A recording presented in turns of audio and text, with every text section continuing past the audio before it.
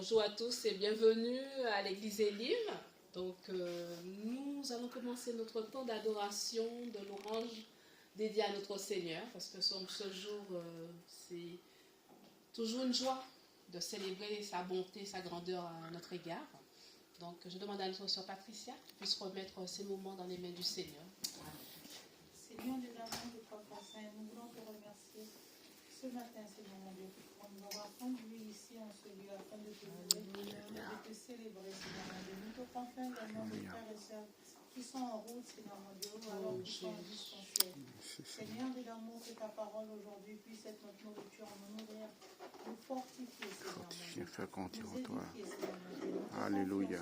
Toutes choses, Seigneur. Sylvie, Seigneur mon Dieu, à qui tu as confié le message, Seigneur mon Dieu, qui vous est expliqué Alléluia. ce matin. Merci, Gloire Seigneur. à toi, Seigneur mon Dieu. À toi, Seigneur, revient tout l'honneur et la gloire. Au nom de Jésus, nous avons prié. Amen. Amen. Amen. Nous allons chanter, célébrer notre Seigneur avec notre sœur Sylvine et notre frère Sandrine. Soyez bénis. Merci. Bonjour.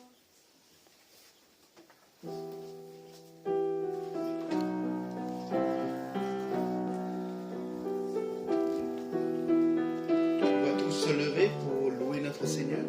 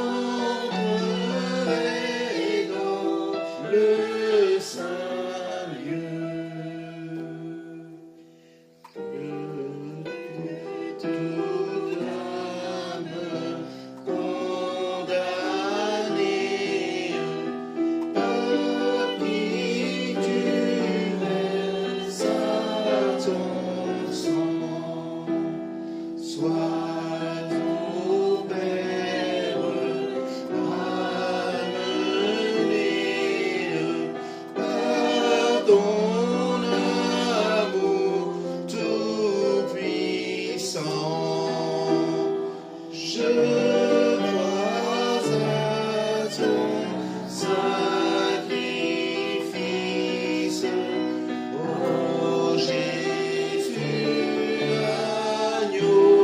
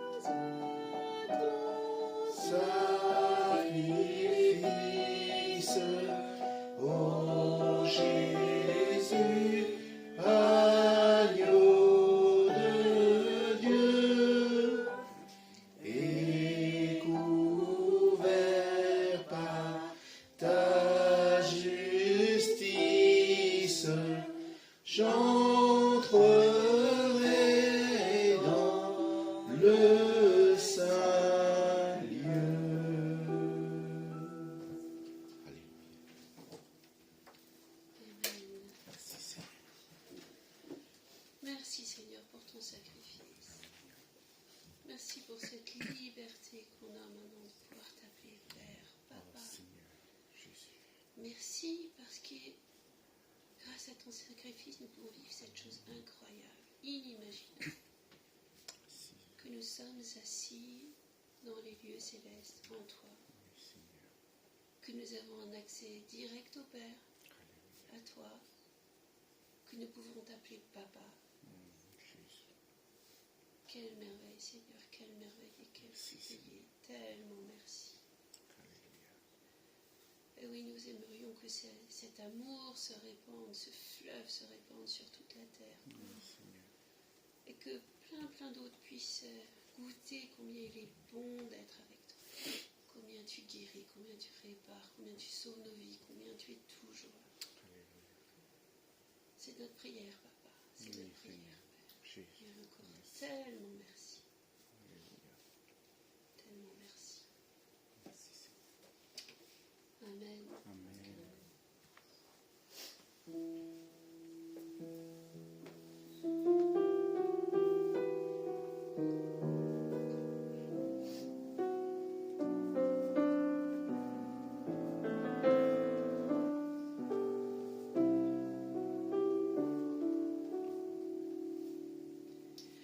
L'Éternel est près de tous ceux qui ont le cœur brisé, et il sauve ceux dont l'esprit est abattu.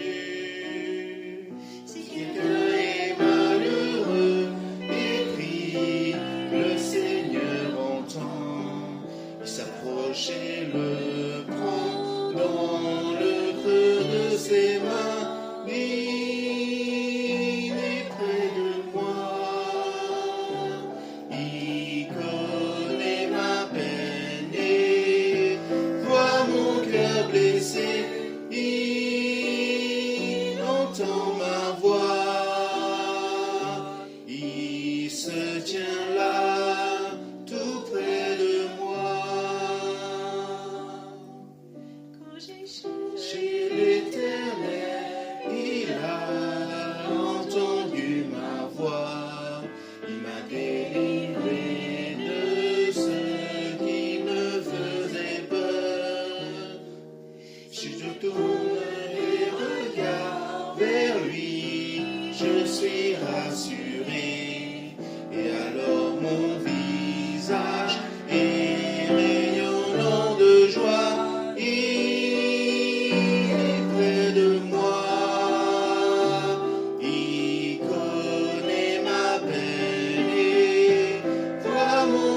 Blessé, il entend ma voix, il se tient là, tout près de moi.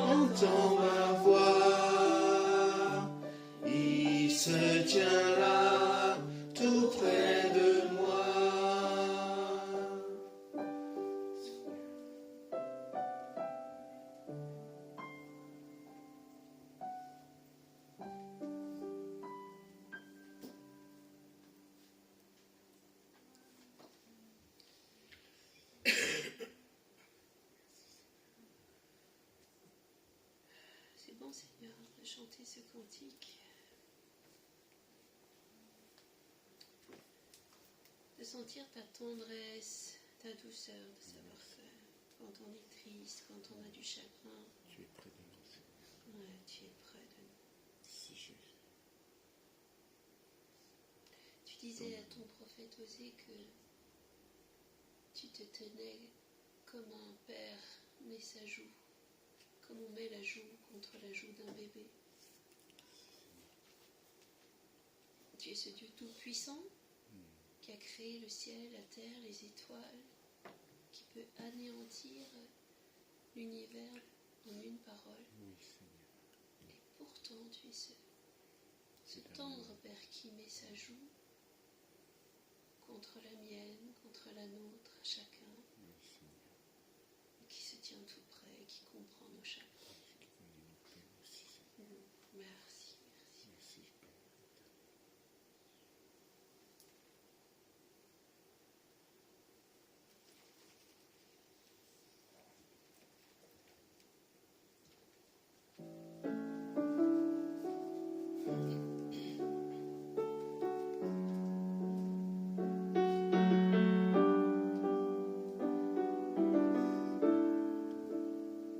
J'aime ta présence,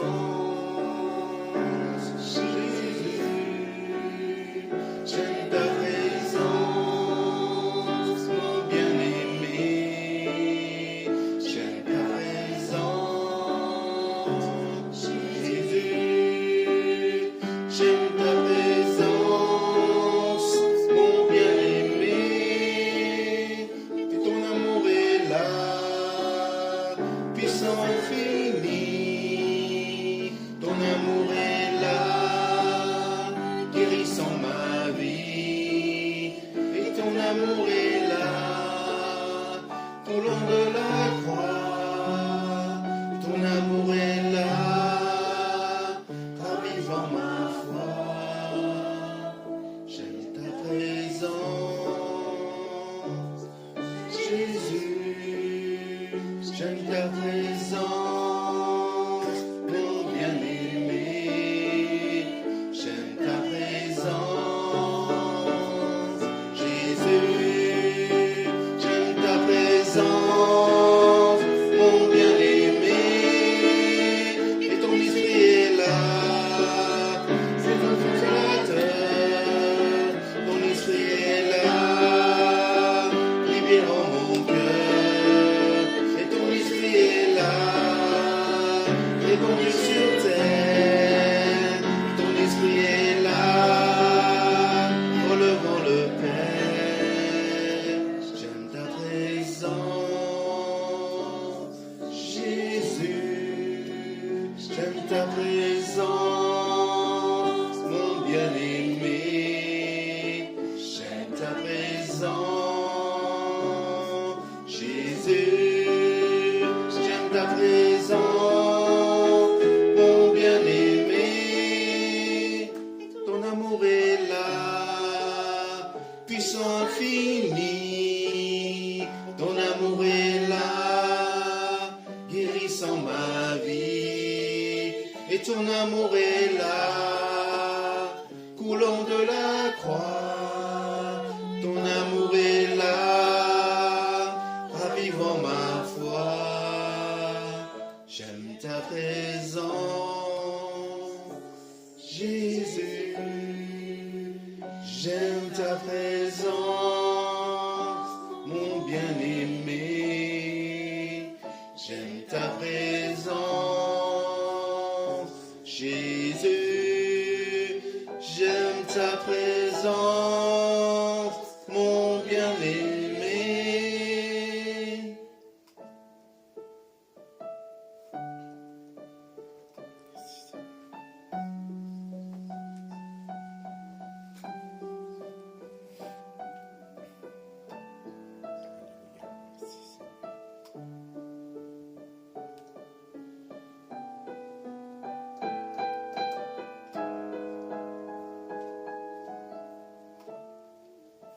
Si quelqu'un veut dire quelque chose, Merci Seigneur pour ta présence, Seigneur. nous savons que nous sommes dans ta maison encore, Seigneur. Et nous recevons toutes les bénédictions par toi, Seigneur. Et ton amour est infini pour chacun d'entre nous, Seigneur. Même si nous, on ne te connaît pas, mais tu nous aimes déjà, Seigneur.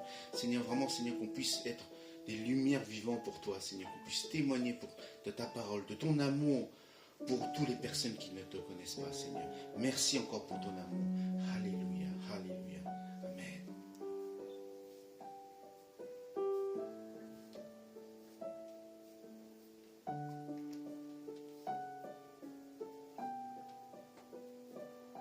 Merci Seigneur pour ton amour. Que ta présence, Seigneur mon Dieu, ce matin nous remplisse, Seigneur mon Dieu. Que ta présence, Seigneur mon Dieu, nous conduise, Seigneur mon Dieu. Que ta présence, Seigneur mon Dieu, par la puissance de ton Saint-Esprit, nous restaure, nous renouvelle, Seigneur mon Dieu, nous apaise, Seigneur mon Dieu. Oh oui, Seigneur mon Dieu, merci pour cet amour immérité. Seigneur mon Dieu, nous nous présentons ce matin devant toi dans notre faiblesse, dans nos limitations. Car tu es le Dieu qui guérit, tu es le Dieu qui restaure. Et Seigneur mon Dieu, que ton Saint-Esprit, Seigneur mon Dieu, puisse nous remplir, nous conduire, Seigneur mon Dieu, nous édifier ce matin. Au nom de Jésus, Seigneur mon Dieu.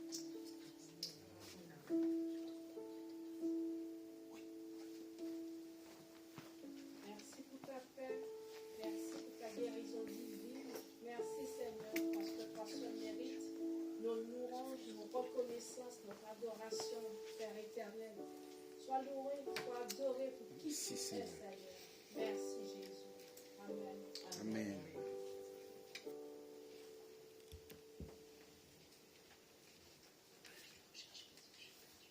Nous avons loué notre Seigneur par l'adoration des chants.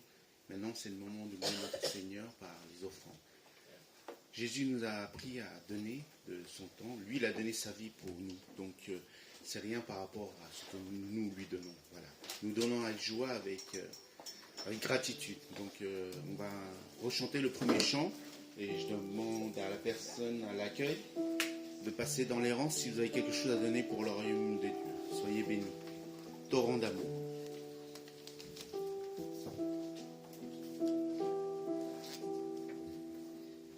Torrent d'amour et de grâce, amour du Sauveur en croix, à ce grand fleuve qui passe, je m'abandonne et je crois à ton sacrifice. Oh Jésus, agneau de Dieu, et couvert par ta justice, j'entrerai dans le saint lieu.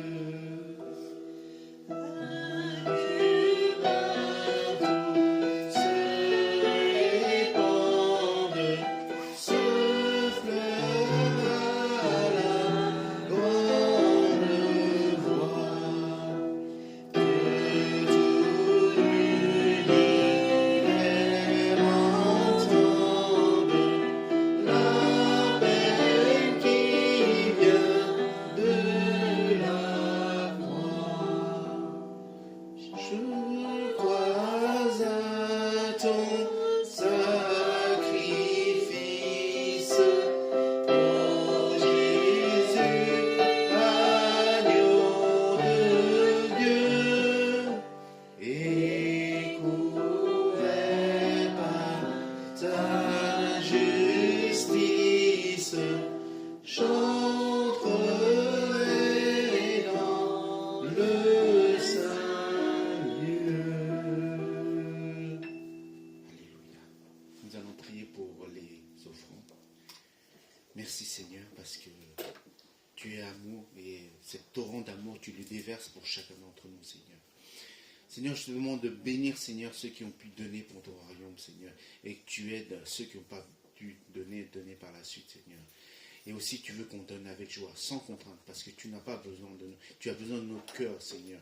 Aide-nous à avoir un cœur reconnaissant à nous présentant devant toi, Seigneur. Et merci encore, parce que tu veux que cet évangile, cette bonne nouvelle, cette parole que tu nous as mis en chacun d'entre nous, soit diffusée, soit pas seulement pour nous, Seigneur, mais soit aussi pour les gens qui ne te connaissent pas et qui sont aux alentours de nous, que ce soit nos familles, nos proches, nos collègues. Seigneur, vraiment, Seigneur, qu'on puisse témoigner pour toi, Seigneur, à chaque occasion possible, Seigneur. Merci encore, Seigneur, pour toutes tes bénédictions, Seigneur. Sois loué, sois glorifié. Au nom de Seigneur Jésus-Christ.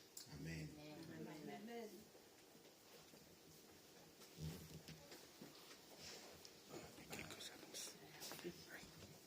Merci à notre force en nu et à notre sœur Sylvine. Bienvenue encore à l'église Élim. Donc une église des nations dont la devise est d'aimer Dieu, d'aimer la famille de Dieu, de servir les autres. J'aimerais quand même saluer nos frères, les bien-aimés qui nous visitent. Frère, juste le prénom. Hugues, enchanté, bienvenue. Et notre soeur qui nous revient. Voilà, c'est la deuxième fois qu'elle vient. Oui, la deuxième fois. Sois la bienvenue dans la maison du Seigneur à l'église Élim. Voilà. Alors, 2 rendez-vous que nous allons vous demander de noter. Donc, nous serons le premier mercredi du mois, le 1er avril. Voilà. Donc, nous avons un temps de prière ici à l'église, à la salle Campo Formio. Donc, dès 18h30, nous vous accueillons. Et puis, la réunion de prière va commencer à 19h. Donc, c'est une réunion de prière inter-église. Donc, beaucoup d'églises de Paris viennent ici et ensemble, nous pouvons prier pour Paris et pour le monde. Voilà. Par conséquent, il n'y aura pas de réunion de prière vendredi, puisque ce mercredi, on se réunit pour prier. Merci, Gabriel. Alors, je pense que vous le savez, dimanche prochain, nous allons fêter la Pâque.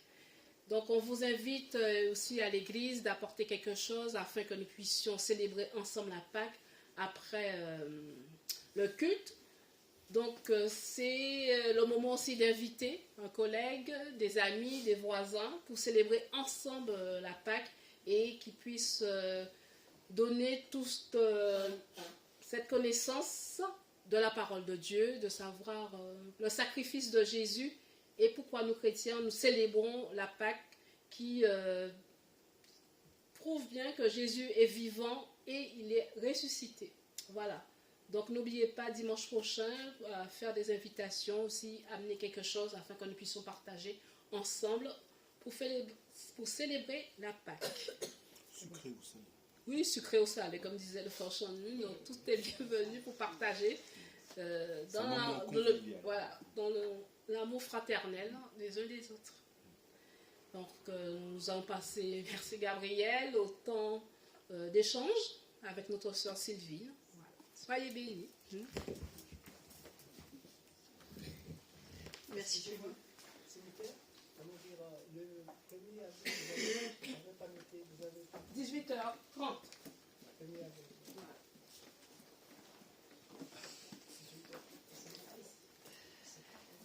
Donc, Cathy m'a dit qu'il fallait bien que je garde le micro. Donc, si jamais j'oublie de garder le micro, vous me faites des signes.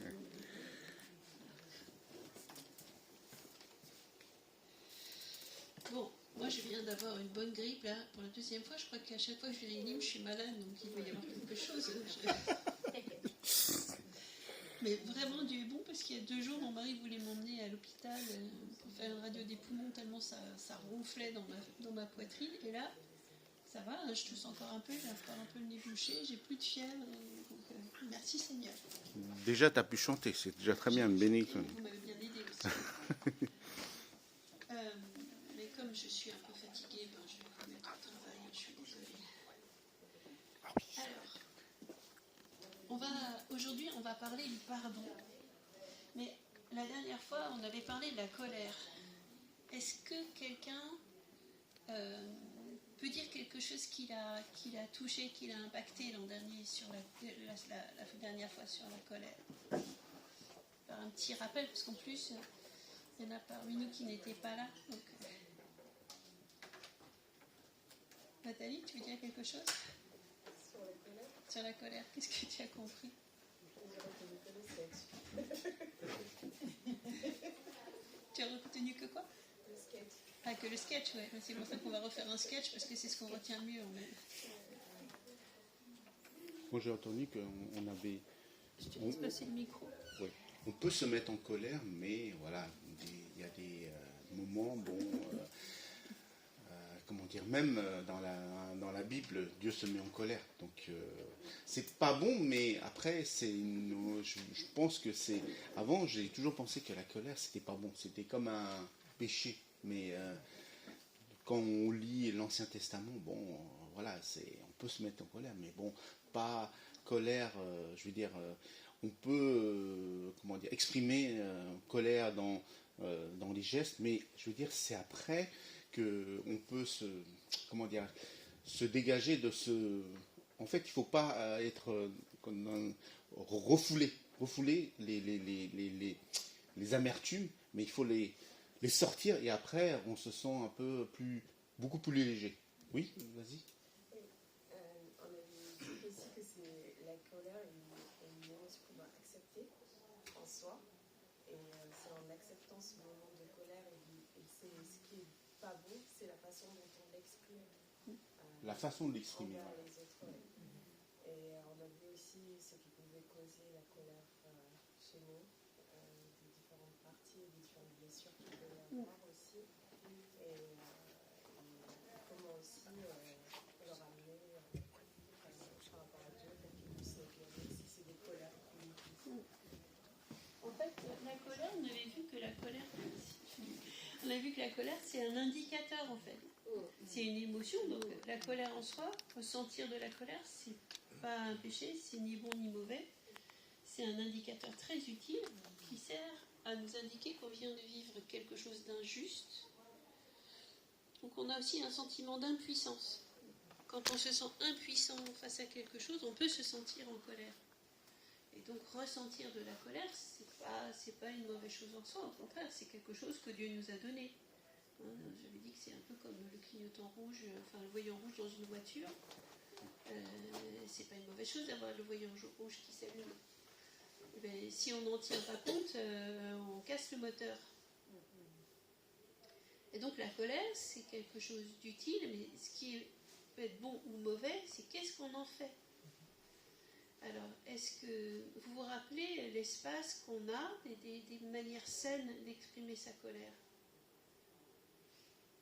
Parce que Paul s'est dit dans un psaume, et puis Paul le redit, mets-toi en colère et ne pêche pas. Ou, dans le grec, c'est pas mets-toi en colère, mais c'est sois en colère. Sois en colère et ne pêche pas. Donc c'est quoi ce chemin de colère où on ne pêche pas? Vous vous rappelez ce qu'on avait vu? Tu peux parler, Gabriel, parce que tu nous as parlé de ton expérience. Oui. Juste avant. Après, ça tient qu'à moi, mais moi, pour exprimer la colère, je me défoule dans du sport. Donc, cette énergie colérique, je vais plutôt la mettre à profit de quelque chose qui apporte du positif et qui fait du mal à la personne. Jusque-là, j'ai blessé personne encore, heureusement. Mais, le ballon, il a pris cher non, même pas, je l'ai un peu touché encore. Après, pour exprimer sa colère, ça peut être hurler dans un espace, ou je sais pas, à la rigueur taper dans son coussin, pourquoi pas, oui. Tant qu'il n'y a pas de dégâts pour nous ou pour les autres, c'est une manière vraiment de vider cette rage et d'être plus apaisé et serein pour la suite. Ouais. Monsieur Nuc, tu voulais dire quelque chose? Moi, si je suis en colère, c'est vrai que quand je tape sur quelque chose, je veux dire, comme la fièvre était à cette hauteur-là, quand je tape quelque chose, ça baisse un peu. Et après, moi, ce qui m'aide aussi dans mon travail, c'est que des fois, la plupart peut-être me connaissent, je suis restaurateur, je suis cuisinier. Des fois, quand on a un rush, des fois, c'est vraiment, on a envie de, par exemple, jeter des casseroles par terre, des choses comme ça. Mais bon, je le fais pas. Mais ce que je veux dire, c'est que vraiment, en se défoulant sur quelque chose, comment dire, notre colère s'estompe un petit peu. Mais comme dit Gabriel, il ne faut pas que cette colère soit retournée vers une personne qui soit en face ou une autre personne. C'est-à-dire, comme la dernière fois Céline a dit, on peut aller dans une salle de sport, se défouler, ou faire la boxe, ou faire certaines activités qui puissent, comment dirais-je, nous décontracter. Il y en a, ma soeur, elle fait des séances pour, comme la dernière fois, Patricia a dit, c'était dans la boxe, je crois que tu avais dit. Donc, voilà. Donc, dans les arts martiaux, voilà. Chacun l'exprime comme voilà, il le sent. Mais la seule chose, c'est qu'il ne faut pas refouler cette colère, parce qu'en refoulant, ça cumule, et un jour, si ça pète, c'est pas très bien. C'est l'expérience que j'ai eue. Donc, c'est pour ça que je dis que la colère, si on est en colère, c'est mieux de l'exprimer, le dire même en face de quelqu'un, mais pas avec des gestes, mais au moins la personne sait, et après, peut-être, on se sent mieux. Voilà. Oui,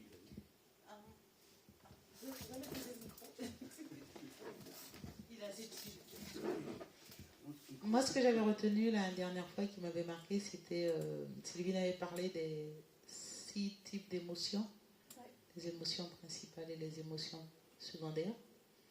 Et ce qui m'a marqué, c'est que, comme tu disais, la colère est permise par Dieu. C'est ni bien ni mal, c'est un indicateur. Mais le plus important, c'est quelle réaction avons-nous vis-à-vis de cette colère. Et cette réaction, en fonction de la réaction, ben, ça peut être une réaction qui relève du péché. On est en colère, on va boxer l'autre, on va frapper l'autre. C'est pas glorieux.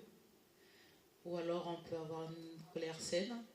Voilà, aller se failliter avec un autre sur un ring de boxe. C'est une colère saine. Donc voilà, moi ce qui m'avait marqué, c'est il y a l'origine de la colère, il est important de le savoir. Il y a les conséquences de la colère, donc ce sentiment d'impuissance, de justice. Et puis surtout, nous, en tant que chrétiens, quelle réaction avons-nous quand on est en situation de colère? Et c'est là où on doit être vigilant, parce qu'il y a des colères qui sont... L'ennemi peut utiliser cette colère pour nous pousser à pécher. Et puis, si on marche selon l'obéissance de Dieu, cette colère peut nous amener vers plus de sagesse.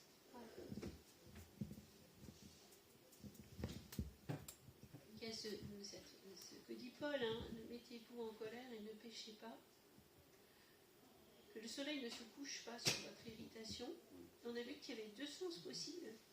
Soit que quand le soleil se couche, on ne soit plus en colère, soit qu'au contraire, on ne laisse pas le soleil se coucher sur l'irritation tant qu'elle n'est pas réglée. Et il dit quelque chose d'intéressant, et ne laissez pas d'occasion au diable. Et ça renvoie à l'histoire de Caïn et Abel, hein, où la première chose que Dieu dit à Caïn, après le sacrifice, Caïn, il trouve que c'est injuste. Donc il est en colère, il trouve que c'est injuste que le sacrifice de son frère ait été validé et pas le sien. Il est en colère contre Dieu. Et Dieu ne vient pas lui dire c'est pas bien d'être en colère. Il vient lui dire pourquoi es-tu en colère? Et pourquoi ton visage est-il abattu? Et donc, quand Dieu pose une question, en général, c'est pour qu'on lui réponde. C'est pas juste pour faire joli dans le décor, quoi. Et c'est pas du tout une accusation, c'est pas lui qui dit pas c'est pas bien que tu sois en colère. Il lui dit dis-moi, raconte-moi, pourquoi est-ce que tu es en colère? Et pourquoi est-ce que ton visage est abattu? Et Caïn ne lui dit pas. Caïn refuse de lui répondre. Et alors Dieu dit à Caïn, fais attention, parce que le péché est couché à ta porte. Et c'est un peu la même chose, ne laissez pas d'opportunité au diable. Donc ça veut dire que, parce que je retiens de ça, c'est que si on n'exprime pas sa colère à Dieu, eh ben le diable en profite et l'utilise. Je vous avais donné l'image de l'eau qui coule d'un robinet, hein,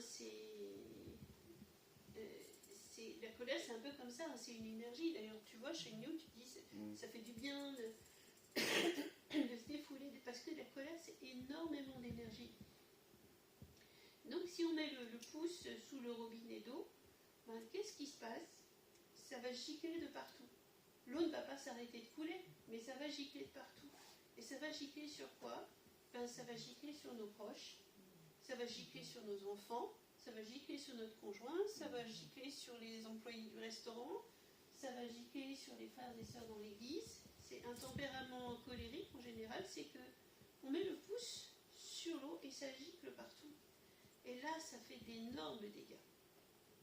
Et là, le diable, il se frotte les mains. Ça fait du dégât dans les familles, ça fait du dégât dans les couples, ça fait du dégât auprès des enfants. Et à long terme, ça sabre les relations de confiance, ça détruit la colère. Si la colère n'est pas gérée selon Dieu, elle détruit. Et il y a cet espace où Dieu nous dit, pourquoi es-tu en colère? Pourquoi es-tu en colère? Viens me raconter. J'invite Dieu dans ma colère. Je peux lui raconter. La dernière fois, j'ai parlé des psaumes d'imprécation.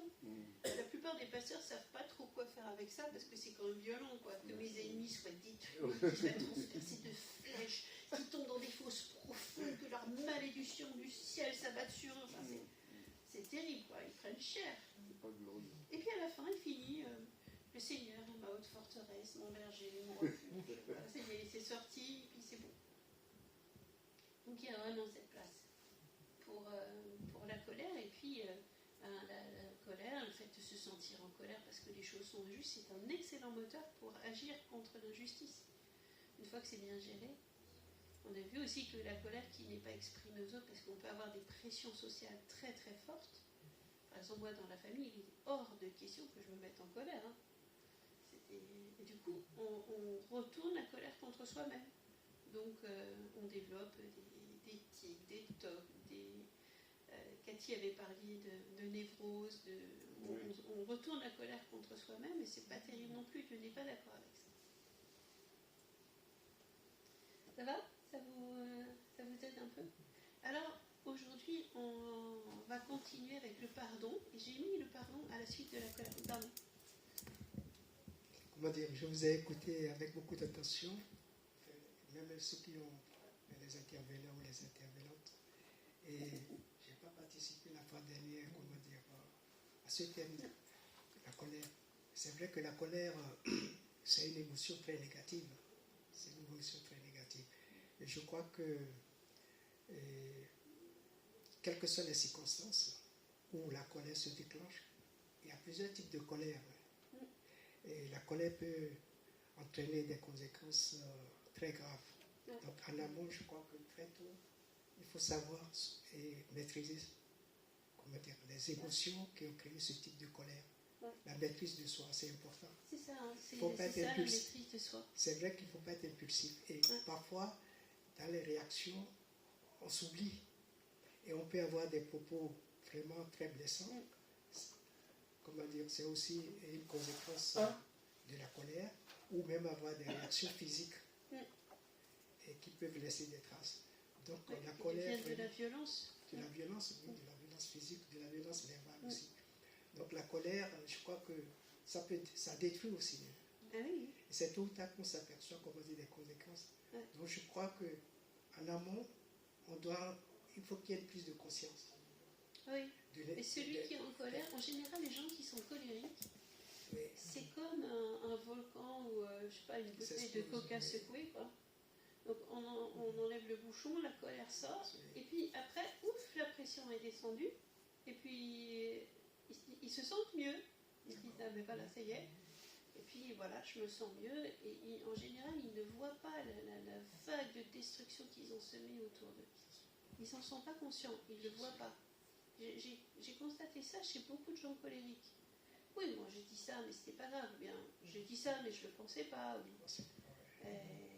Et en fait, si, c'est extrêmement dévastateur la colère.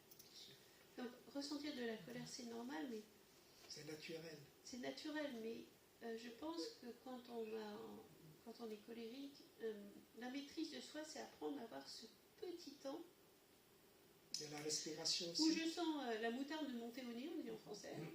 Ah, ça commence à piquer, et à ce moment-là, je pense que c'est sage d'aller se mettre à l'écart, de prendre un coussin, un ballon, ou d'aller taper dedans, et de revenir une fois que la pression est retombée. pour avoir une relation normale. Et ça c'est la maîtrise de soi.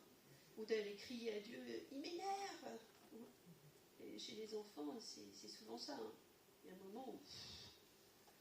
Et ce qui est conseillé aussi, et comment dire, dans ce thème, enfin dans cet esprit de la maîtrise de soi, le socle, c'est aussi la respiration.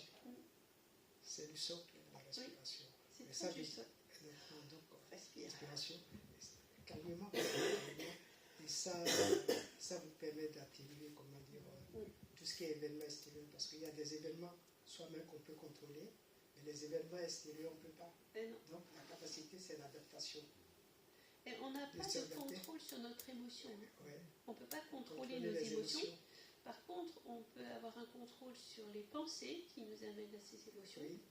Et on peut avoir un contrôle sur la gestion de ces émotions. Contrôle et gestion des émotions, c'est très important. Mais respirer, oui, on n'en a pas parlé la dernière fois, mais c'est une excellente idée. On dit inspirer sur 4, en comptant jusqu'à 4, et puis on souffle en comptant jusqu'à 8. On fait ça même en psychologie, c'est conseillé. 2 fois, 2, 3, 4. 1, 2, 3, 4, 5, 6, 7, 8. Ouf. Déjà, ça a un impact. On avait vu que la colère, elle avait un impact physiologique. Hein. On a des décharges d'hormones, d'adrénaline, etc. Le fait de respirer, ça calme le rythme cardiaque. Enfin, ça permet de réguler aussi notre système sympathique. Mais merci. Hein. Ce qui est important, c'est d'être averti. Et puis, selon les âges, vous savez, les colères aussi. Parce qu'avec le temps, il y a la maturité. Ouais, vous voyez, on se calme. Et si on a... Aujourd'hui, on va voir le pardon, donc on va voir le pardon qu'on donne, mais il y a aussi le pardon qu'on présente aux autres. Quand on a été colérique, quand on a blessé quelqu'un, c'est bon de demander pardon. On a le droit, nous en tant que parents, on a le droit de demander pardon à nos enfants, à nos conjoints, dire voilà, je t'ai blessé, je t'ai fait du mal. C'est très important de le faire. C'est très important parce que dire je te demande pardon, c'est je reconnais le mal que je t'ai fait, et de dire ça, c'est extrêmement guérissant. Ça fait beaucoup de bien, cette reconnaissance. Pour les deux parties. Pour les deux parties, oui. Ça fait du bien à celui à qui on demande pardon, et ça fait du bien aussi à celui qui demande pardon. Parce que on est dans la grâce. Vous avez, si vous permettez, comment dire, le pardon, c'est bien. Et c'est un thème aussi, comment dire, qui nous aide aussi dans la vie. Oui. Vous savez, pardonner, ça dépend de la nature de la faute. Parce qu'il y a des gens, par exemple, dans les ruptures sentimentales, un exemple, c'est pas facile de pardonner. Ah non, c'est pas facile de pardonner. C'est un dilemme. C'est un dilemme. Mais c'est vrai que quand on pardonne, il y a des situations, quand on pardonne existentielles, il y a un soulagement. Ouais. Même et puis on libère un peu son mental. On va parler de ça un peu maintenant. Donc, je voulais vous parler du pardon parce que c'est un sujet qui m'a toujours préoccupée. Et je trouvais que dans beaucoup d'églises, on passait un peu facilement là-dessus. On dit, il faut que tu pardonnes, il faut pardonner. Et puis, je ne sais pas si ça vous est arrivé, mais on reste avec notre douleur dans le cœur. On a notre injustice qui n'est pas reconnue. Et on dit, c'est un peu comme si on devait oublier ou passer dessus, et ça ne marche pas comme ça. Et comme je vais souvent en Afrique, dans les lieux de guerre, je vois des choses qui sont vraiment impardonnables. Je vois des choses qui dépassent l'imaginaire au niveau de la cruauté, de la méchanceté. Et j'ai vu des pasteurs qui venaient en disant des femmes qui ont vécu des viols collectifs, qui ont vu leurs enfants tués sous leurs yeux, etc. Mais il faut que tu pardonnes pour être libre, il faut que tu pardonnes. Très bien, ok. Facile à dire. Et déjà, il y a une chose qui me gêne, c'est il faut pardonner. Moi, c'est une chose que le Seigneur m'a montré. Dans ma vie, j'étais beaucoup dans il faut, je dois. Et il m'a montré qu'à chaque fois qu'on dit il faut ou tu dois, c'est la loi. Dieu n'est pas dans il faut que tu fasses ci, il faut que tu fasses ça. D'ailleurs, dans la Bible, on voit très très peu de il faut ou tu dois.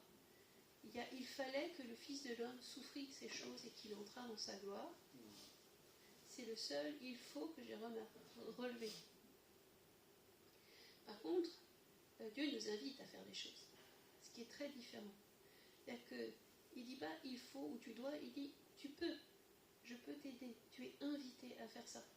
C'est à la fois comme une invitation et une capacité qu'il donne. Mais on n'est pas dans l'injonction légale, il faut. Ça, c'est la première chose. Et puis, j'ai voulu regarder comment Dieu pardonne.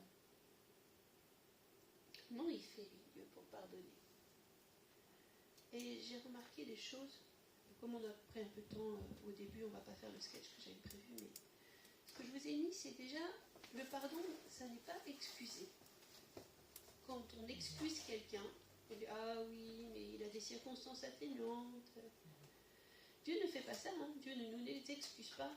Il ne nous dit pas « Oh, ces pauvres humains, ils ont une vie difficile quand même. Hein. » Il dit « Tu pêches. » Il dit « Ce que tu fais n'est pas bien. » Donc il n'excuse pas. Donc on va pardonner, on excuse des choses mineures.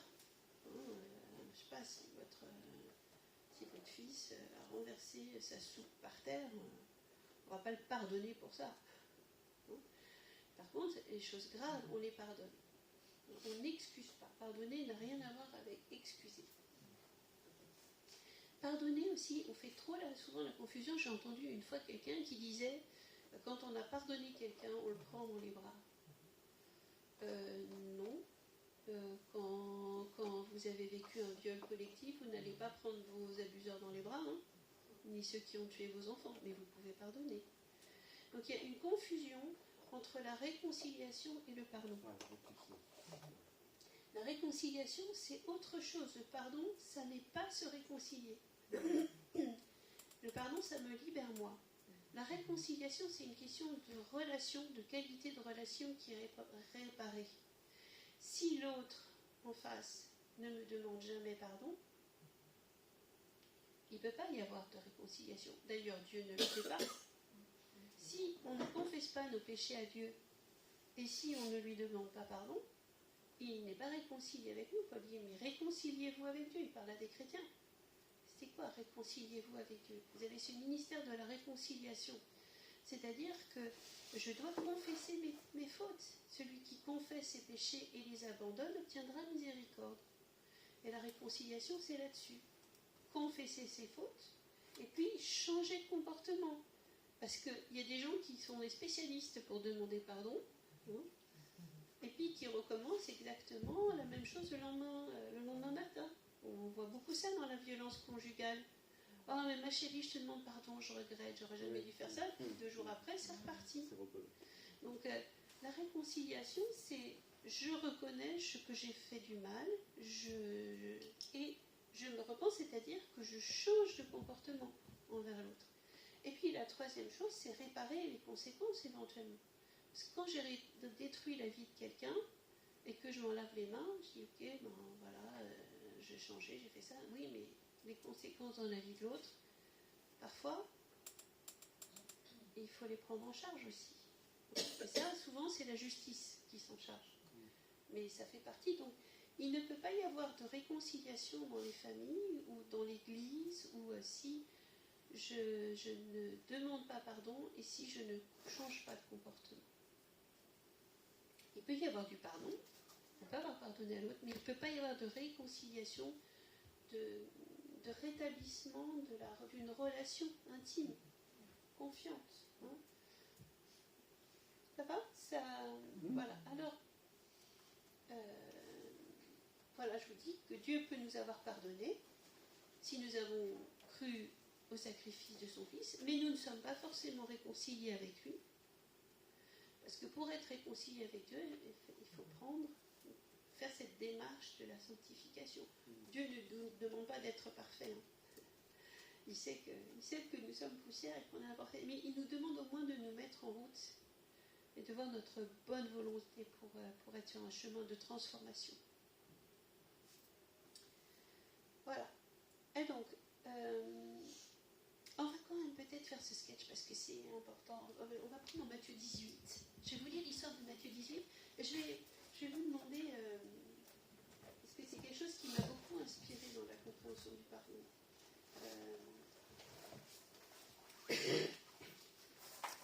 Et je vais demander à ceux qui veulent de jouer les personnages. Il nous faut un roi. Il nous faut un roi et puis 2 serviteurs. Un roi ou une reine. Non, c'est un roi. Dans l'histoire, c'est un roi. Je suis désolée, mais...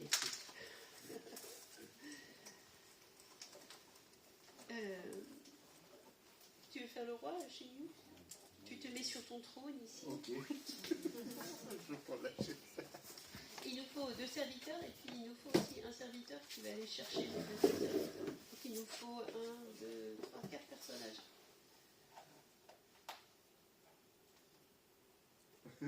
Gabriel, tu fais le premier serviteur, le serviteur injuste. Je suis désolée. C'est un rôle de composition. Qui veut faire le deuxième serviteur? Je me propose. Donc tu fais le deuxième serviteur. Et puis qui veut faire celui qui va, enfin, l'adjoint du roi? Surintendant. Surintendant. Tu veux faire tu viens te mettre à son côté. Et donc je vais lire l'histoire. Et puis vous allez le mimer.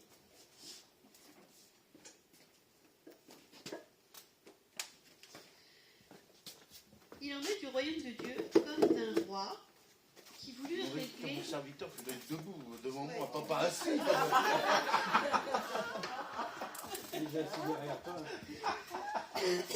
Tu vois, tu lui fais de l'élan. Ouais. Il manque la plus Il doit être debout. Alors, il en est du royaume des cieux comme d'un roi qui voulut régler ses comptes avec ses serviteurs. Et lorsqu'il commença à compter, on lui présenta un qui lui devait 60 millions de pièces d'argent. C'était énorme, c'était le salaire d'une vie. Et comme ce serviteur n'avait pas de quoi rembourser ce qu'il devait, donc vas-y, tu peux te mettre debout devant lui. Hein. Il me supplie. Son maître ordonna de le vendre comme esclave avec sa femme et ses enfants, ainsi que tous ses biens pour rembourser sa dette. Alors, le serviteur se jeta aux pieds du roi et se prosterna devant lui en suppliant « Sois patient,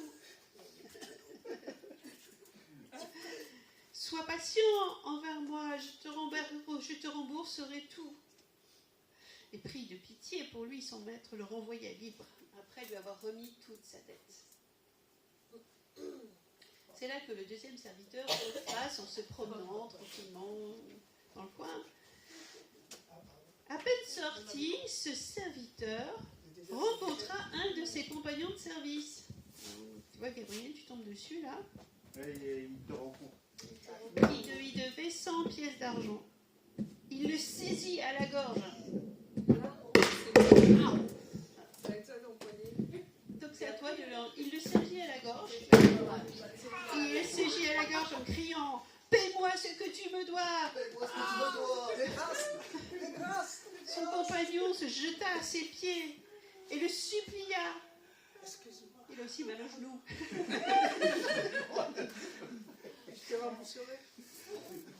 Il lui dit « Sois patient vers moi, lui dit-il, je te rembourserai tout. » Sois patient, je te rembourserai tout. Mais l'autre ne voulut rien entendre. Bien plus, il alla le faire jeter en prison en attendant qu'il ait tout payé ce qu'il lui devait. Je t'en prie, de grâce, de grâce.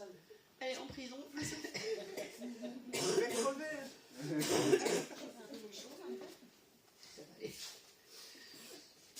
D'autres compagnons de service, alors là c'est nous, hein, d'autres compagnons de service, témoins de ce qui s'était passé, en furent profondément attristés. Ben oui, c'est pas normal. Et qu'est-ce qui veut aller le rapporter au roi, là. Tiens, Patricia va Allez, Patricia, il vient de faire des rapports. Là.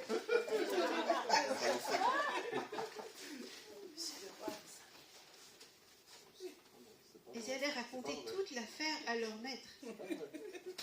Alors celui-ci fit convoquer le serviteur qui avait agi de la sorte. Tu vas le chercher. Maurice, tu le ramènes par la Envoyer un bureau, genre. Bon, voilà. Serviteur mauvais, lui dit-il, tout ce que je te l'avais remis parce que tu m'en avais supplié. Ne devais-tu pas toi aussi avoir pitié de ton compagnon comme j'ai eu pitié de toi? Bah non, abuse. Et dans sa colère, son maître le livra au bourreau. C'est Maurice le bourreau. tu lui coupes la tête. Voilà. Jusqu'à ce qu'il ait remboursé toute sa dette. Voilà comment mon Père Céleste vous traitera, vous aussi, si chacun de vous ne pardonnez pas du fond de votre cœur à votre frère. Et bam. Mon frère me doit de l'argent. Moi aussi, on me donnait de l'argent. Il y a deux choses que j'ai retenues dans cette histoire qui m'ont frappée en dehors de ce qu'on lit d'habitude. C'est qu'il est question de justice. C'est une question de justice, de rembourser une dette. Et puis, que si on verra ça dans un deuxième temps, que si on ne pardonne pas, on est livré au bourreau. Et c'est vrai que si on ne pardonne pas, on est livré au bourreau dans notre tête. Hein. Ça tourne en boucle, ça tourne en rond, on ne dort pas la nuit, ça revient, ça donne des aigreurs d'estomac. Voilà. Et donc, quand on ne pardonne pas, on est livré au bourreau. Mais on est devant quelque chose qui concerne la justice. Jésus parle du pardon et il parle d'un acte de justice. Et ce qui m'avait frappé en lisant le texte en grec dans le Notre Père, vous connaissez tous le Notre Père. Notre Père qui es aux cieux, que ton nom soit sanctifié, que ton règne vienne, que ta volonté soit faite sur la terre comme au ciel. Pardonne-nous nos offenses comme nous pardonnons à ceux qui nous ont offensés. Sauf que, dans le grec, le mot pardonner, c'est délier. C'est comme vous savez, quand on a une barque qui est attachée à un ponton, eh bien, on délie la barque, on la laisse partir. Et le mot offense, en grec, c'est le même mot qu'ici, c'est la dette. C'est oiphelema. Donc, délie-nous. Et opheile, c'est la dette. Et opheilema, c'est les conséquences de la dette. Donc, si on prend le sens littéral, c'est délie-nous des conséquences de notre dette, comme nous délions l'autre des conséquences de sa dette envers nous. Et là, on retrouve la même chose que dans cette histoire. Il est aussi question d'une dette qui nous lie. Et le problème, c'est pas la dette en soi, c'est les conséquences de la dette. Parce que c'est un peu comme la dette abyssale des États-Unis. Tant que personne ne demande de la rembourser, les États-Unis continuent à s'endetter. Le problème, c'est quand on arrive au moment, à l'échéance de la dette, où il faut aller la payer. Et là, ça pose problème. C'est là qu'on est envoyé en prison, c'est là que ça a des conséquences très très lourdes. Donc, ce que j'ai vu là-dedans, c'est que Dieu considérait l'offense ou le mal qui nous a été fait comme une dette. Et je me suis dit aussi, c'est vrai que même dans le vocabulaire courant, quand quelqu'un nous fait du mal, on peut dire, il va me le payer. Oui, ça va me payer cher. Il va me payer cher. Ouais. Donc, même dans notre façon de penser les choses, quand quelqu'un me fait du mal, on a envie de dire, il va me le payer. Donc, c'est une question de justice. On a cette notion de justice en nous qui est, tu me fais du mal, tu dois payer. Et œil pour œil, dent pour dent. œil pour œil, dent pour dent, c'est ça. C'est un salaire équitable, quoi. Une dette, c'est payé, il n'y a pas d'intérêt. Quoique nous, quand on dit tu vas me le payer cher, on aimerait bien mettre des intérêts parfois. Mais donc c'est, tu vas me payer ça avec les intérêts. Et je me suis dit, en fait, le pardon, c'est pas du tout une question d'émotion ou de liberté émotionnelle. c'est une question de justice. Le pardon, c'est une question de justice. Et Dieu est un Dieu juste. Et Dieu est un Dieu qui est en colère contre toute injustice des hommes. Et on ne peut pas faire abstraction de ça dans le pardon. Et j'ai regardé un peu comment Dieu nous pardonne. Comment Dieu fait pour me pardonner? La première chose qu'il fait, c'est il dit « tu as péché ». Il dit « tu as fait ça, tu as fait ça, tu as fait ça, tu n'avais pas le droit de faire ça ». Ensuite, il nous parle de la sentence qui pèse sur nous quand on a péché. Il nous dit « le péché mérite la mort ». Le salaire du péché, c'est la mort. Donc, tu as fait ça, eh ben, ton salaire, on est de nouveau dans l'histoire de la dette, hein, le salaire du péché, c'est la mort. Donc, à cause de ton péché, tu vas mourir. Et ce n'est pas juste une mort physique. C'est-à-dire que quand on pêche, on meurt intérieurement aussi. C'est ça le salaire de notre péché. Et donc, il y a cette notion de tu n'avais pas le droit de faire ça. Il y a l'acte d'accusation. C'est comme dans un tribunal. Il y a l'acte d'accusation, il y a la sentence, et puis ensuite, il y a la grâce de Dieu. Mais ça ne passe pas, il n'efface pas nos péchés comme ça. Même si je dis même si je confesse mon péché, il n'efface pas comme ça. Le salaire du péché, c'est la mort. Et il a fallu que Jésus meure. Il a fallu que Dieu lui-même vienne s'offrir en sacrifice sous une forme incarnée pour payer ce salaire. Parce que sinon, le diable, il nous retient captifs. Jésus a payé la rançon. Exactement, il a payé le prix du rachat. Donc ça n'est pas anodin du tout, ça n'est pas léger du tout. Et je pense que je pense aussi à ce passage où Dieu dit j'ai un trou. J'ai perdu le fil de ma pensée.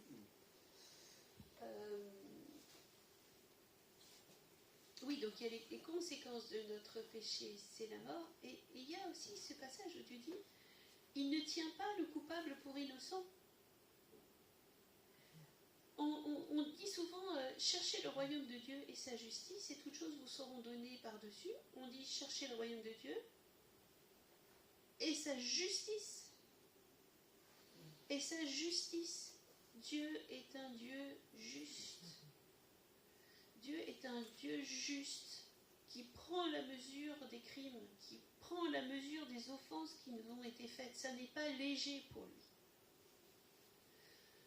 Donc, il y a cette idée-là que Dieu est un Dieu juste. Mais en même temps, Dieu dit, ne jugez pas, afin que vous ne soyez pas jugés. Et par ça, il dit que ça ne doit pas être fait avant les temps. Ça veut dire que nous n'avons pas les épaules, nous ne sommes pas Dieu. Et nous n'avons pas les épaules pour juger à la place de Dieu. Le problème, c'est que quand on nous fait une offense, on se positionne en juge.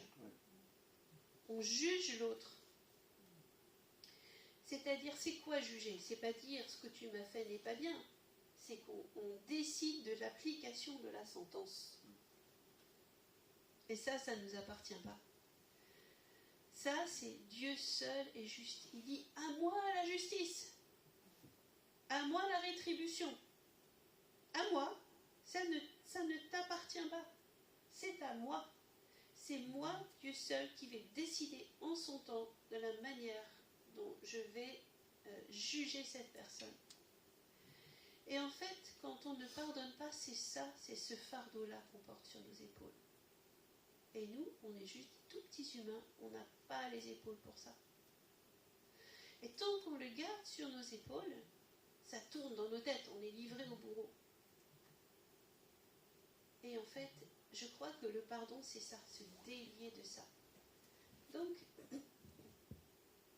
ce que j'avais réfléchi, c'était dans notre démarche de pardon, c'est exprimer l'injustice à Dieu. Et là, toute la colère, elle a toute sa place. On a vu comment faire, on a vu les psaumes. On a la place de dire à Dieu ce qu'il m'a fait, c'est pas juste. Et on peut même parler à la personne de manière symbolique. Tu n'avais pas le droit de me faire ça. Mon Père du ciel n'était pas d'accord avec ça. Ça c'est, on est dans notre place. Après, on peut dire à Dieu, comme dans les psaumes, lâcher, pour ce qu'il m'a fait, mais il mériterait, et en général dans notre cœur, pour être honnête, il mériterait de souffrir au moins autant que ce qu'il m'a fait souffrir. C'est ça, Et Dieu, il est tout à fait prêt à accueillir ça.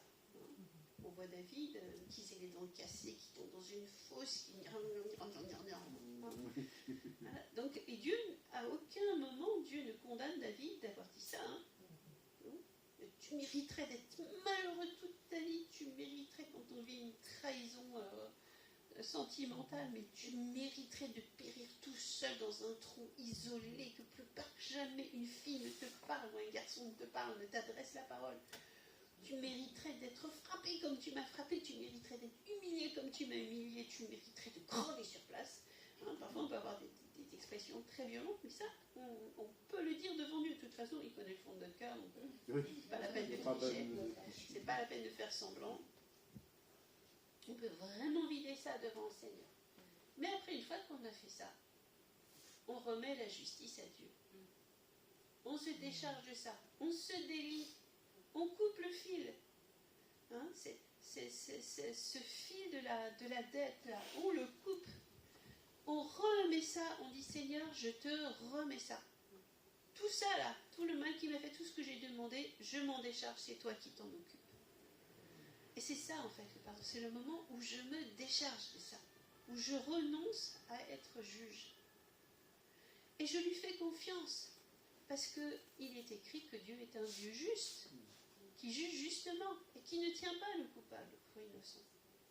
Sauf que lui, il a des données que moi je n'ai pas. Quelqu'un de colérique qui me blesse, qui me fait mal, moi je vois juste la façade, je vois quelqu'un d'insupportable, qui m'a insulté, qui m'a fait mal, etc. Mais Dieu, lui, il voit l'envers du décor. Il voit le traumatisme peut-être que la personne a subi, il voit qu'elle fait peut-être ce qu'elle peut. Il sait, lui, faire la différence entre quelqu'un qui est dans des mécanismes de survie, comme on avait vu, ou quelqu'un qui est fondamentalement méchant. Mais moi, je ne peux pas faire la différence. Je ne sais pas, je ne suis pas Dieu. Je ne lis pas à l'intérieur des gens. Donc, je ne peux pas me positionner en juge. Vous comprenez? Donc, je remets ça à Dieu. Et j'ai réfléchi aussi, et je me suis dit, mais en fait, dans la justice, il y a deux volets, deux parties. Il y a une partie où on va demander justice, c'est-à-dire punition, qu'il aille en prison, qu'il soit puni, enfin voilà. Mais ça, donc c'est le juge qui décide. Et puis il y a aussi une partie qui me concerne, moi, qui est la réparation. Parce que j'ai subi un préjudice. Si on me vole ma voiture et qu'on attrape le voleur, il va être puni parce que c'était pas bien de voler, mais aussi il va devoir me rendre ma voiture ou me la rembourser.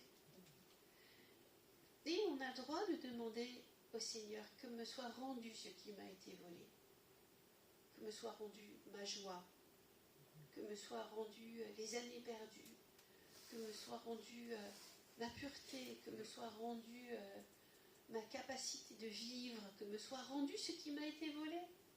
Et ça, le Seigneur, il le fera, parce qu'il a dit, je vous rendrai les années que vous en volez les sauterelles. Et si ce n'est pas rendu maintenant, intégralement, ça le sera dans l'éternité. Il y aura une récompense.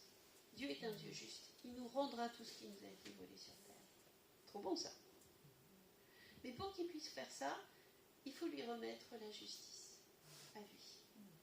Et donc dans cette démarche de pardon qu'on va faire maintenant, je vais vous proposer, on commence par dire à la personne, et vous pourrez continuer chez vous, si tu m'as fait ça, tu n'avais pas le droit de le faire. Pour ce que tu m'as fait, tu mériterais. Et laissez s'épandre votre cœur devant Dieu. Après, on prend ce qu'on a mis, écrit ou dit, et on l'amène à Dieu. Je te remets ça. je réclame justice, mais je te fais confiance pour la justice. Je ne m'en occupe pas. Je ne cherche pas plus à régler l'histoire. Je coupe le fil et je demande réparation. Et après, c'est comme si on coupait le lien d'âme qui nous retenait avec la personne. Je vais devoir lâcher le micro chez nous pour montrer quelque chose. Tu peux venir, Sandrine? Oui. Sandrine m'a gravement enfoncé. Et donc je l'attrape comme ça, puis elle m'attrape par les épaules.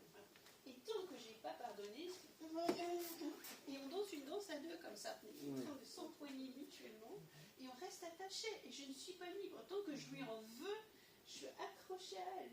Puis je traîne plein de casseroles, l'amertume, plein de trucs quoi, qui m'encombrent, etc. Quand je pardonne, je dis, c'est plus mon problème, c'est le problème de Dieu. Je lui tourne le dos ostensiblement et je repars libre. Et là, tu peux t'énerver toute seule, hein. Mais je ne danse plus cette danse-là avec elle. Je ne suis plus livrée au bourreau. Vous comprenez? Et donc, à ce moment-là, eh bien, je suis libre et je peux dire... Donc, en général, je le fais 3 fois parce que je trouve 3 fois, c'est...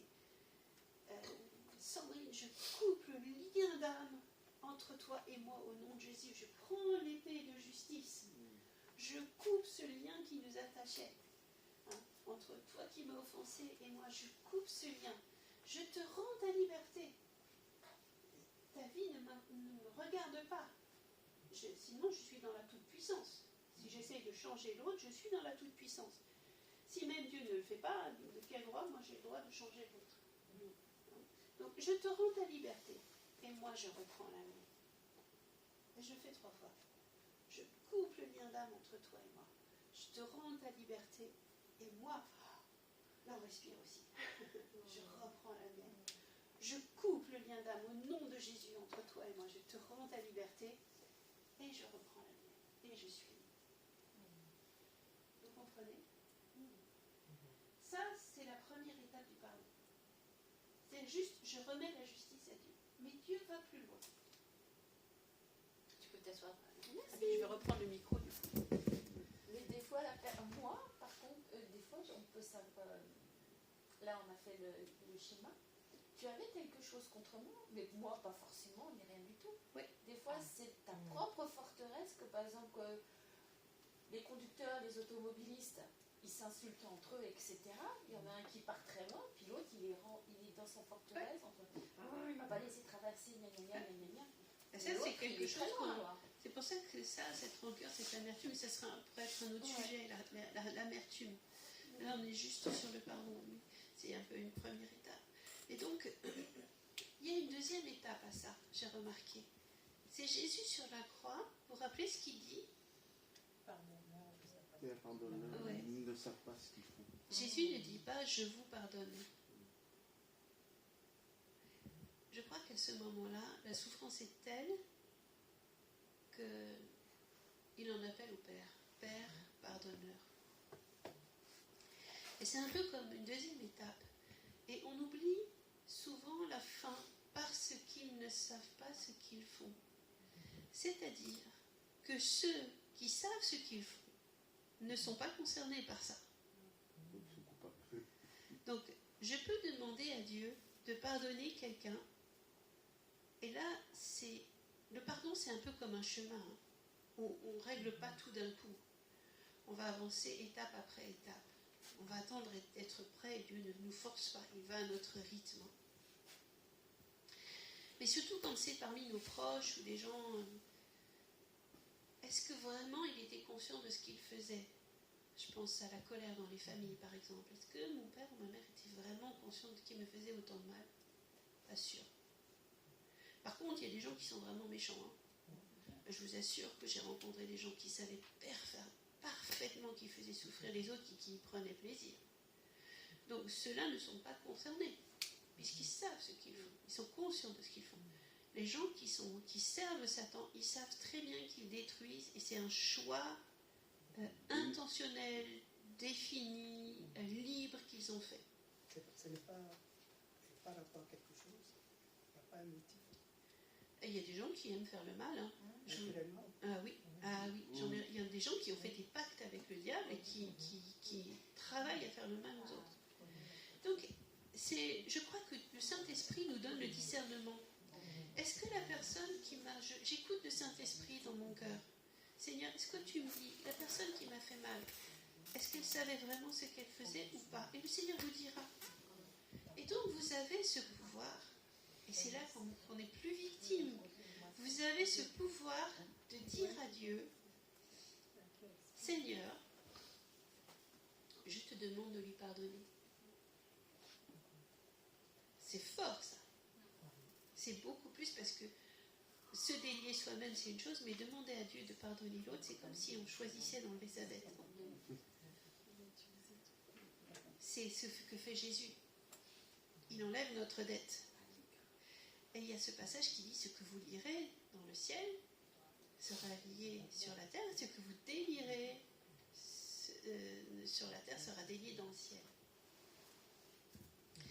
Donc chacun de nous, nous avons le pouvoir, et c'est extrêmement fort, de demander à Dieu, Père, pardonne-lui. Mais on n'est pas obligé de le faire tout de suite. Hein, parfois ça prend un peu de temps pour y arriver. Déjà il faut régler l'histoire des émotions, de l'amertume, ça peut prendre un peu de temps, mais on a ce pouvoir de faire ça. Et la troisième étape, qui est vraiment là, on fait strike, c'est comme au bowling. On envoie la balle et tout qui tombe. C'est quand on peut bénir ses ennemis.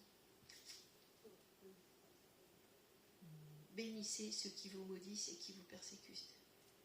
Et là, on est assis dans les lieux célestes en Christ, on voit les choses depuis le haut, et puis on dit, Seigneur, s'il te plaît, bénis-les. Parce que s'ils sont bénis, ils sont transformés. Donc on les gagne pour le royaume de Dieu. Là, on est dans la bataille. On est dans la bataille du royaume, c'est récupérer les gens. Ces gens qui sont aux mains du diable, bénis-les pour qu'ils viennent dans le camp du royaume de Dieu. Là, on devient des soldats de Jésus. Mais ça se fait pas en... Là, je vous dis les 3 trucs en 5 minutes, mais... Dans la réalité, ça demande un petit peu plus de temps. Mais c'est juste pour vous donner cette perspective. Donc, pour résumer, le pardon, ça relève de la justice. C'est de la justice. Et donc, j'ai le droit de dire, tu n'avais pas le droit de me faire ça. Mon Père du ciel n'avait pas le droit de me faire ça. Tu ne t'as pas autorisé à faire ça. Mon Père du ciel n'était pas d'accord avec le fait que tu me frappes. Il n'était pas d'accord avec le fait que tu m'insultes. Il n'était pas d'accord avec le fait que tu triches pour me prendre mon boulot. Dieu n'était pas d'accord avec ça. Justice. À travers ce que tu viens de dire, Céline, moi ce que je comprends, c'est que le pardon, c'est pas juste un acte, c'est vraiment un processus. C'est un processus. Parce que c'est un acte juridique, tu vois, c'est un peu comme un acte. Après, on a des émotions humaines quand même, hein, on n'est pas totalement désincarné. Donc nos émotions vont suivre. Déjà, une fois qu'on pense juste, nos émotions vont suivre. Mais c'est pas magique. Hein, mais ce sont des décisions spirituelles qu'on prend devant le Seigneur. Le pardon, c'est je rends la justice à Dieu. Je ne me charge pas de ça. C'est trop lourd pour moi. Je n'ai pas ce mandat de juger à la place de Dieu. Oui. Moi, j'aimerais revenir sur quelque chose que vous avez dit. Après, peut-être que je me trompe, hein, je ne sais pas. J'aimerais revenir sur 2 choses. Déjà, la première par rapport à la justice, où vous avez dit de remettre ça du coup entre les mains du Seigneur et c'est lui qui s'en occupe. Et je voulais savoir c'est quoi la différence du coup si, admettons là, du coup, ça va, si on veut porter plainte. Dans cet acte-là, quelque part, on cherche une justice. Donc j'aimerais savoir, est-ce que du coup on ne le fait pas et on laisse Dieu faire, ou est-ce que quand même on va porter plainte, admettons, et parce que quelque part on recherche une justice dans ça. Donc voilà, j'aimerais savoir comment on fait. Et vous avez parlé aussi d'une deuxième chose, quand vous avez cité Père, pardonne-leur car ils ne savent pas ce qu'ils font, et vous avez donné l'exemple qu'il y en a, il y a vraiment des personnes qui sont foncièrement méchants et voilà, qui ont fait des pactes, etc. ça existe, hein, je dis pas le contraire, mais moi je pense que tout être humain, en fait, le Seigneur on est tous dotés d'une conscience. Et comme le Seigneur nous dit, choisis entre le bien et le mal, on sait tous quand on fait le bien et le mal, et c'est un choix en fait. Et je me dis, tout être humain en fait, c'est ce qu'il fait, parce qu'il y a sa conscience qui va l'interpeller, que tu sois chrétien ou pas, hein, tout être humain, ta conscience va t'interpeller que là tu fais le mal, et après c'est à toi de faire le choix de j'y vais, je le fais et je m'en fiche, ou je le fais pas. Donc quelque part du fait de dire ils ne savent pas ce qu'ils font, tout être humain sait ce qu'il fait, vu qu'il a le choix entre de faire le bien ou le mal. Donc j'ai un peu de mal avec cette phrase souvent quand je l'entends. On va prendre cet exemple de Jésus sur la croix. Il y a deux catégories de personnes. Il y a les chefs du peuple qui savent très bien ce qu'ils font, qui connaissent les prophéties, qui savent qu'il est le Messie, et qui ont choisi délibérément de le mettre à mort parce que ça leur prenait leur pouvoir. Il y a une deuxième catégorie de personnes. Il y a tous ceux qui étaient le peuple et qui criaient « Crucifie-le, crucifie-le » derrière eux. Il y en a qui ne savaient pas ce qu'ils faisaient, qui n'avaient pas conscience de ce qu'ils faisaient, qui ont juste suivi. Et puis il y en a qui savaient très bien ce qu'ils faisaient. Tu comprends la différence? Je me souviens que Jésus l'avait annoncé ainsi dans la parabole de la vigne. Le maître qui a confié sa vigne, et à chaque fois qu'il envoyait un serviteur, il le mettait à mort. Il le renvoyait. Et quand il envoyait son propre fils pour aller chercher son héritage, il dit, mais si on tue le fils, et les Seigneur, tu récupéreront. Et je pense que les pharisiens, en fait, c'était leur idée. Ils avaient très bien identifié que c'était le fils. Hein. Ils savaient que si Jésus était le Messie, leur pouvoir était... voilà. Pour revenir aussi à ce qu'elle disait, La première personne. je pense aussi que quand on nous fait quelque chose, c'est notre devoir en fait de porter plainte et autres. Mais ça ne veut pas dire pour autant qu'on n'a pas pardonné ou que c'est une vengeance. Porter plainte, c'est un droit qu'on a en fait par rapport à ça.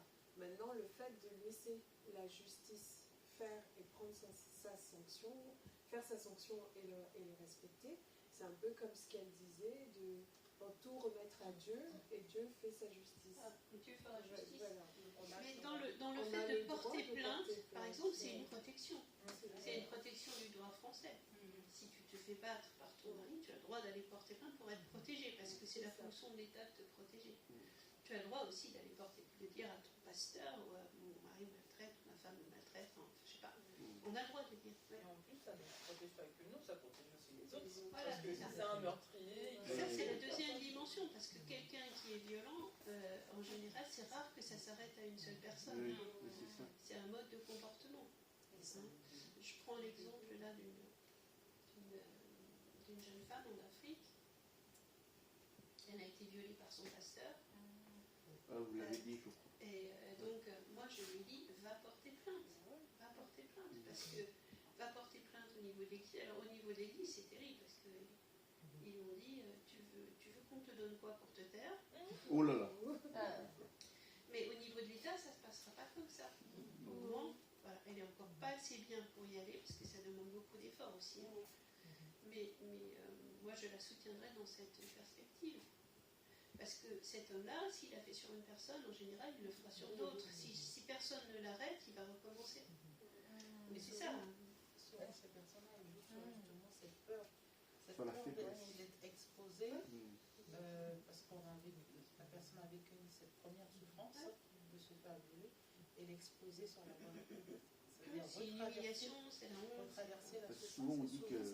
Et surtout, il n'a aucune récompense. Il lui dit que c'était de sa faute si ça s'est violé. Voilà. C'est ça. C'est elle qui l'a tenté. Voilà. C'est souvent le alors discours qu'elle était chez elle, qu'il est rentré, qu'il a forcé la porte. Mais... Je voudrais souligner aussi que même si on porte plainte, on pardonne quand même. Oui, parce que c'est ce que je trouvais que c'est très bien ton exemple. On porte plainte, mais après on se décharge de ça. La justice appartient à Dieu. Ce que vous dites là, par exemple, il y a des cultures, par exemple en Occident, effectivement, la femme elle est protégée. Un homme qui frappe porte d'abord physiquement sur sa femme, c'est sûr, la femme peut porter plainte. Bon, parce que le contexte s'y prête. Maintenant, en Afrique, par exemple, il y a des continents, il y a des cultures. Vous savez, il y a le poids familial. Le mari qui frappe sa femme. Et même si elle est instruite, cultivée, elle n'osera pas aller porter plainte parce qu'elle voit qu'il y a le poids, culturel et le poids, de la famille. Même si elle ne peut pas. Elle ne peut pas parce que c'est une offense pour la famille. Je pense à une femme, par exemple, qui était complètement dévastée parce que son mari la trompait. Et elle était allée voir son pasteur, trompée avec une femme de l'église. Et le pasteur lui avait dit, tu n'as pas le droit de parler en mal de ton mari. Et donc on avait mis une chaise rouge au milieu de l'église. Et donc elle était assise là le dimanche. Et puis les gens passaient et puis avaient le droit de l'insulter ou de la frapper parce qu'elle avait osé dire un mot contre son mari. Même, vous savez, il y a des familles africaines ici. En Afrique, on va dire, ça se passe bien. Arrivé en Occident, que ce soit en France, aux États-Unis, en Occident. Et à un moment donné, l'homme inconsciemment tape sa femme. Et puis la femme étant ici, dit attention, si tu continues à me taper, je vais aller porter plainte. Et l'homme s'est étonné.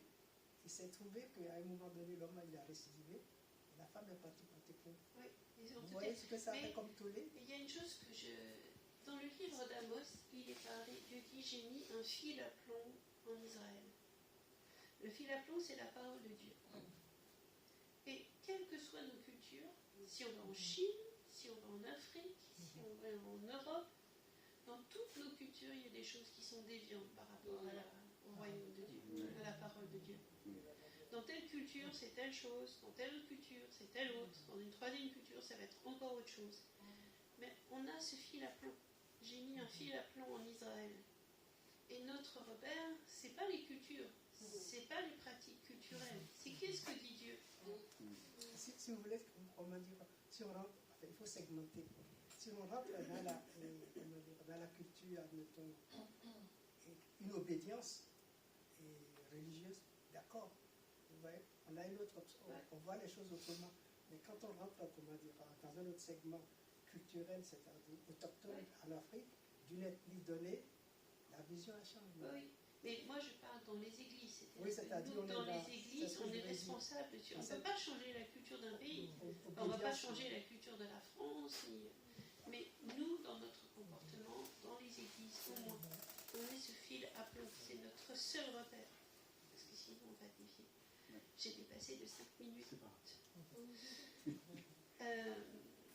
Donc, Cathy m'a dit qu'on ne faisait pas d'atelier cet après-midi. Voilà. Donc, ce que je vais vous proposer de faire, j'avais amené du papier, mais finalement, on n'a pas le temps. C'est vous avez chacun quelqu'un dans votre vie qui vous a gravement offensé. Je suis sûre, quand on parle de ça, il y a un nom qui vient dans la tête. Peut-être même il y a plusieurs personnes qui l'ont fait. Alors, ce que je vous encourage à faire, c'est de vous asseoir tranquillement, de vous mettre devant Dieu et commencer à faire une première feuille. Et d'écrire sur cette feuille, comme si vous lui écriviez à la personne. Tu m'as fait ça. Tu as dit ça. Tu m'as fait mal. Exprimez vraiment vos émotions. Exprimez aussi parfois les conséquences que ça a eu sur votre vie. Ça a dévasté ma vie. Tu m'as volé ce que le Seigneur avait prévu pour moi. J'ai arrêté de vivre à ce moment-là. Je suis encore en train de gérer le traumatisme. J'ai des problèmes financiers à cause de toi qui durent encore. Toutes les conséquences aussi. Vous mettez tout. Et vous écrivez régulièrement, tu n'avais pas le droit de me faire ça parce que mon Père du ciel n'était pas d'accord avec ça. Après, vous prenez une deuxième feuille. C'est la feuille de la sentence. Vous mettez sentence, accusation sur la première, sentence sur la deuxième. Et sur la deuxième, vous mettez pour ce que tu m'as fait, tu mériterais. Alors je vous encourage, si vous avez un peu tendance à éviter à dire mais c'est pas très gentil ce que je dis, allez lire les psaumes de David. Ça va vous aider, ça va bien sortir les choses. Et vous écrivez, tu mériterais, je sais pas, comme dans comme dans Tintin, quoi. On t'arrache un à un les poils de la barbe et qu'on t'efface manger avec du piment rouge. Hein. Le capitaine Haddock, il est très fort là dans les implications. Hein. Donc voilà, tu mériterais, et laissez parler votre cœur. Vraiment, connectez-vous avec votre cœur. Ne soyez pas poli avec vous-même. Oh non, mais ça se dit pas. De toute façon, vous êtes juste seul avec Dieu. Et donc vous marquez, tu mériterais ça, et ça, et ça, et ça, et ça. Et une fois que vous avez fait tout ça, vous mettez devant Dieu et vous dites au Seigneur, je te remets tout ça. Je n'en veux plus. Et vous pouvez faire cette démarche. Alors, moi, ce que je trouve, c'est mieux si on est avec un témoin. Donc, on peut le faire ensemble, vous pouvez venir nous voir, hein, on peut parler de ça aussi. Faire cette démarche parce que souvent dans les démarches spirituelles, Dieu demande d'avoir un témoin parce que le diable, il revient toujours par derrière en te disant « Ah, mais tu n'as pas fait, non, c'est pas encore réglé. » Alors que lorsqu'il y a un témoin, c'est comme dans un tribunal, il y a un témoin qui est là, ça a été fait. D'accord? Donc voilà, on fait cette démarche. Je remets la justice à Dieu. Je réclame réparation. Et je coupe le lien entre toi et moi, c'est terminé. Voilà, je te tourne le dos, je te rends ta liberté et je reprends la vie. Ça va? Donc je vous invite à faire ça cette semaine. Peut-être, je crois que j'ai mis dans le PowerPoint, tu pourras l'envoyer le PowerPoint. Oui, on va demander sur le groupe. Vous pourrez relire. En tout cas, je vous encourage vraiment à prendre ces feuilles de papier. Et puis après, une fois qu'on a coupé le lien d'âme, on peut le déchirer en petits morceaux, on peut le brûler, on peut le piquiner, on peut l'enterrer dans le jardin. Enfin, voilà. À vous de trouver ce qui vous parle. Est-ce que ça vous aide à voir le pardon de manière un peu plus moins oppressante, pas je dois pardonner. C'est un chemin de liberté. Pour moi, le mot pardonner, moi je l'ai décomposé en deux morceaux. Pardonner, c'est comme si je donne une deuxième chance à la personne. J'avais beaucoup de mal à pardonner parce que je me dis, il m'a fait du mal et moi j'arrive pas à avoir cette justice, je sais pas. Et le fait que il faut, justement, j'avais du mal. Et ce matin, le fait que vous avez parlé plutôt de délier, je me sens beaucoup soulagé. C'est-à-dire, je me dis, ok, je délie, c'est-à-dire, ce qui m'a fait mal, ce qu'il m'a fait, c'est-à-dire, je lui rends sa liberté. Déjà, je me rends liberté à moi. Je reprends ma liberté. Voilà, c'est ça. Je ne pense plus à ce problème, à lui. Comme vous avez dit, peut-être que lui, il n'est même pas conscient. Mais au moins, moi, pendant ce temps, j'ai souffert. Et pardonner, pour moi, c'est comme si je lui donne une chance, mais je me donne aussi une chance à moi. Et ça m'a beaucoup aidé. En fait, c'est pas donner une chance, c'est Dieu qui donne une chance. Ça ne relève pas de ma responsabilité de donner une chance ou pas. Ça, c'est le problème de Dieu. C'est pour ça, en tout cas, j'avais du mal à comprendre le mot pardonner, maintenant un peu plus, comme quand Jésus, quand il dit, mais si quelqu'un qui te dit de faire 1000 pas, ben, tu fais 2000, pourquoi tu dois faire une deuxième fois alors que c'est lui qui m'a enfoncé. Pour moi, pardonner, c'est surtout pour soi-même avant de pardonner la personne.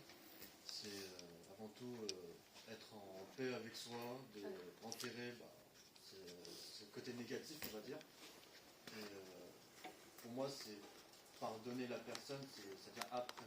C'est-à-dire on se pardonne parce que ça a été dur, parce qu'on se sent mal, et que ce qu'on veut d'abord, c'est justement couper ce fil, être libre de tout ça, être libéré de toutes ces angoisses, de ces colères, et que voilà, peu importe ce que la personne a pu faire ou va vivre après, c'est plus vraiment à nous que ça dépendra, ce sera entre les mains de Dieu. Et voilà, c'est surtout se rassurer qu'on pardonne pour être mieux dans sa peau, et ensuite, par la suite, on verra avec la personne si ça va mieux ou si chacun fera sa route de son côté. Je pense que c'est ça, c'est très juste, hein, on ne pardonne pas pour l'autre, On pardonne pour soi-même. Oui, parce que C'est ça très nous aide. important. Ça nous aide. C'est pas pour l'autre que tu pardonnes. Et quelqu'un qui avait dit refuser de pardonner, c'est comme si je buvais tous les jours un poison en imaginant qu'il va tuer l'autre. C'est ça, c'est pas. On pardonne pas pour l'autre, on pardonne pour soi-même. Et c'est aussi un acte de confiance envers lui qui va faire justice.